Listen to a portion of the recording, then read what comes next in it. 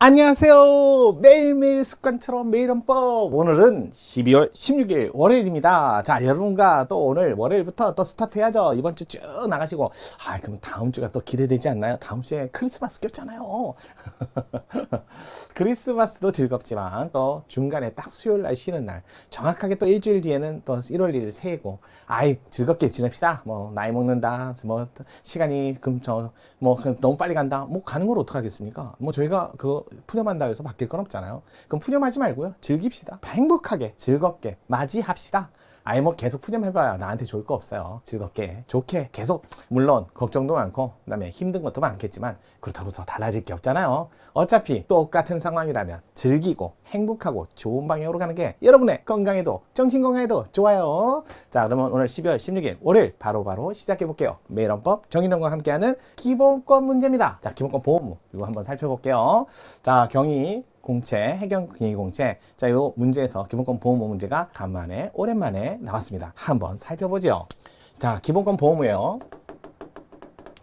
솔직히 기본권 보호무는 일반적으로 대국가적인 관계보다는 대사인적 관계, 사인과 사인 간의 관계에서 주로 나타나는 현상이죠. 사인과 사인 간의. 자, 기본권 침해 문제가 발생했을 때 국가의 역할을 얘기하는 거예요. 국가의 역할. 자, 그러니까 원래는 국가 대 국민 간의 관계인 국가의 영역에서 문제가 아니라 사인과 사인 간의 사회 영역에서 자, 스스로 그 문제를 해결할 수 없으니까 국가가 개입을 해야 된다. 이게 사회국가 원리에서 나오는 그런 현상이기도 합니다. 그래서 국가의 역할을 얘기하는데 이거 헌법에 명시적으로 써 있나요? 헌법에? 이렇게 찾아보니까 10조에 가보니까 이렇게 써 있어요. 후문에 전문 말고 후문이요. 10조 전문은 인간의 존엄가치, 행복추구권. 하지만 후문에 뭐라고 써 있어요? 국가는 개인의 불가침적, 자, 기본적 인권을 이렇게 했죠. 기본적 인권을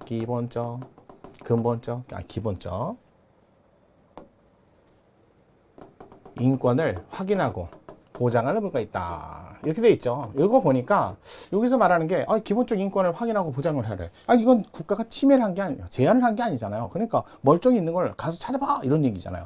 이게 바로 불가침 인권을 확인하고 보장을 의무 있다. 이 말을 붙이니까 국가는 그냥 무슨 국가가 국민 간의 관계에서 세금을 부과하거나 신체의 자유를 제한하는 일이 생긴 게 아니라 그냥 평상시에도 늘 이거는 규범처럼 당연히 지켜야 되는 일정의 가치 질서로서 확인할 의무가 있다 해서 여기서 기본권 요게 보호 의무가 있다. 이런 얘기를 여기서 찾아내는 거죠. 근거로서. 요걸 근거로서 보는 거죠.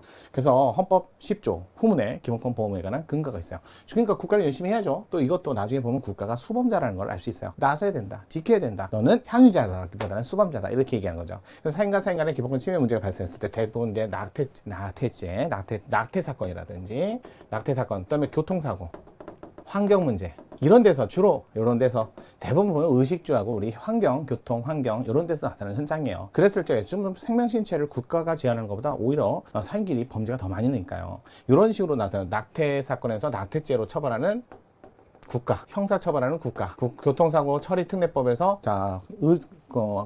한마디로 종합보험을 가입해 해서 유도하기 위해서 그래서 교통사고에 대한 피해와 이런 사고를 원활하고 신속하게 처리하기 위해서 이거 종합보험 가입 유도 사건, 보험 가입을 유도한 사건, 강제한 사건, 가입 유도한 사건, 환경권 침해를 사인과 사인 간에 발생할 때 국가가 나서는 거잖아요. 그럴 때 어떻게 해요? 요즘에 보니까 기후협정, 이런 것도 국가 간에 많이 하잖아요. 그래서 기후변화에 따라서 국가가 뭔가 노력을 해야 된다는 거죠. 그런 거에 대한 환경에 있어서의 국가의 역할, 변화에 따른 환경, 기준 이런 것들을 마련한 사건, 이런 사건에서 그런 거예요. 이런 환경에는 원자로 발전소 같은 인위적 환경도 들어가요. 여기는 인위적 환경도 들어가니까 원자로 발전소 이런 것도 들어간다는 거죠.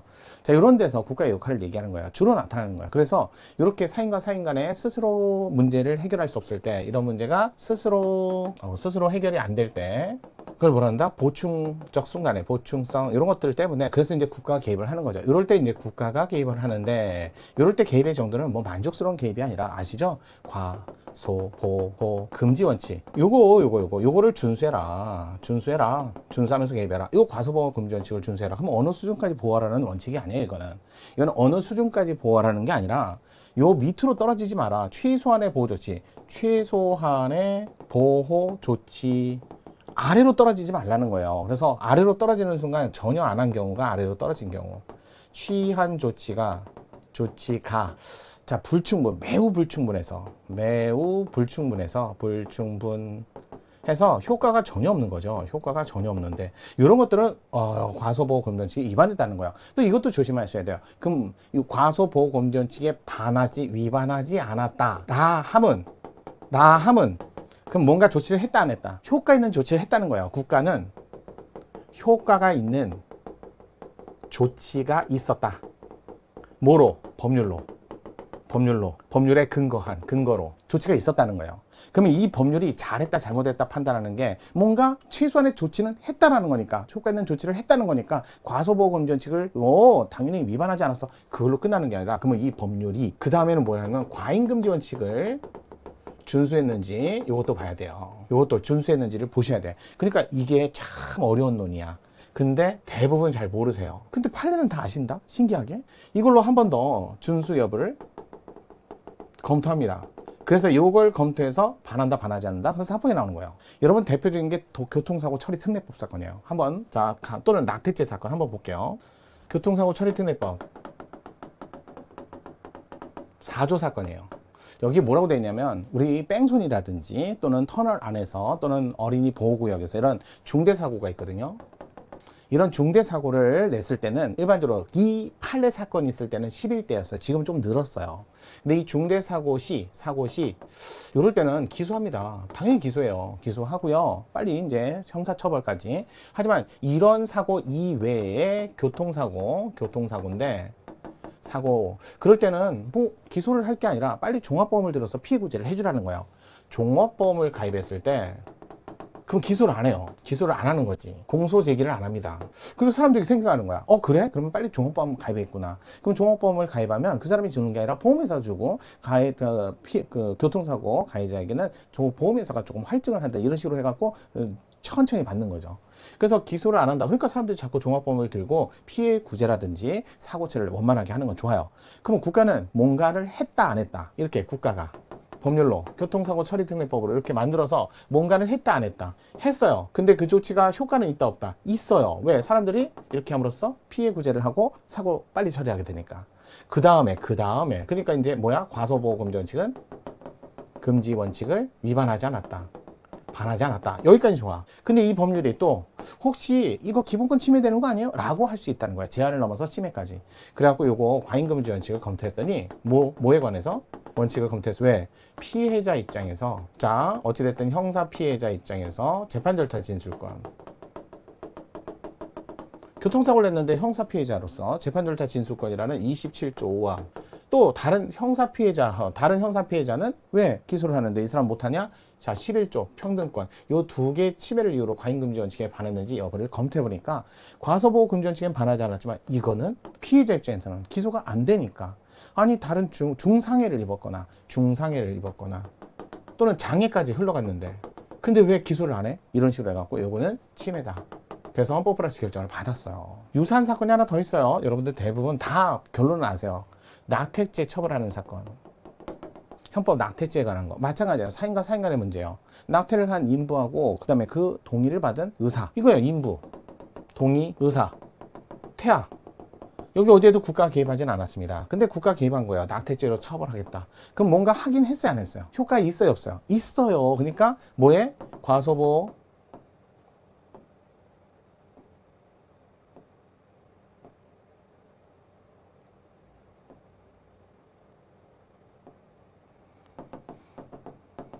금지 원칙은 반하지 않았다. 이렇게 된 거죠. 뭔가 했긴 했죠. 근데 그러면 낙태죄 형벌 조항이 혹시 이 인부와의 관계 또는 동의한 의사의 관계에서는 이분들의 자기결정권 또는 이 동의 의사들의 직업의 자유, 이분은 직업이고 이건 직업이고 직업수행의 자유고 이분은 자기결정권. 아마 자기결정권은 많이 들어봤지만 아마 동의의사의 직업의 자유는 잘 못 들어보셨을 거야. 막 판례가 그대로 얘기를 해요. 그래서 인부 입장에서는 자기결정권, 동의의사 입장에서는 직업의 수행의자를 너무 과도하게 침해한 거 아니냐라고 했더니 이거 과잉금지 원칙에 반했다. 아마 이거 굉장히 많이 보셨을 거예요. 이 판례 결론은 다 아신다니까요. 인부의 자기결정권을 침해해서 낙태죄 위헌이다, 이런 식으로 해갖고 다 아실 거예요. 동의한 의사 입장에서는 직업의 자유, 직업 수행의자를 침해했다, 다 아실 거예요. 그럼 이거는 결론은 다 아시는데 이게 이 판례였구나, 이건 잘 모르실 거예요. 이번에 정리 잘 하세요. 자, 보겠습니다. 기본권 보호무효 가장 옳지 않은 거 1번 원전건설 내용으로 하는 원전 개발 사업의 실시 계획에 대한 승인 권한을 다른 전원 개발과 마찬가지. 원전은 인위적 환경이라고 보시면 돼요. 방사능. 자, 산업통상자원부 장관에게 부여하는 법률조항 만들었어요. 승인 권한을 다른 원전 개발 사업과 마찬가지로 장관에게 부여하는 법률조항을 만들어서 국민 생명 신체에 관한 최소한의 보호 조치는 했다는 거죠. 하지만 중대 사고까지 마련하지 않는 것 자체는 기본권 침해가 아니다. 이래서 중대 사고 사건.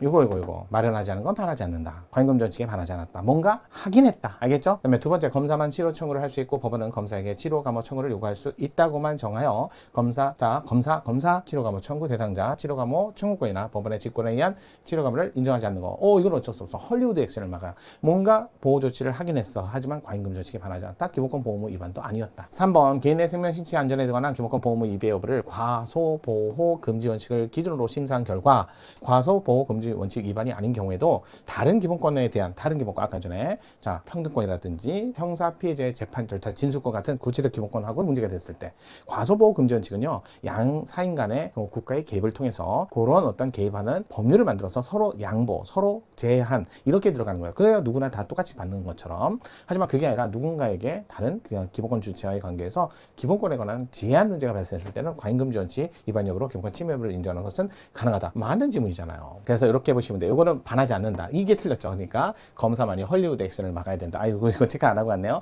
그래서 검사만 헐리우드 액션을 막는 건 반하지 않았다. 이거는 가능하다. 4번, 국가는 개인이 가지는 불가침, 기본적인 인권을 확인하고 이를 보장할 의무를 적어도 생명신체 보호와 같은 중요한 기본권적 법익 침해에 대해서 그것이 국가가 아닌 제3자로서 사회내에서 유발된 것이라 하더라도 국가는 적극적으로 보호할 의무를 있다. 이거 10조 얘기하는 거죠. 10조 확인하고 보장하는 거예요. 보장할 의무가 있다. 거기에는 기본권 보호무가 포함된다. 그런 식으로 문제를 푸시는 거예요. 아마 이 문제 검사의 치료 감호 청구만 할 수 있다는 거 모르시는 분은 대부분 없으실 거예요. 이만큼 문제를 푸시는 분 입장이라면.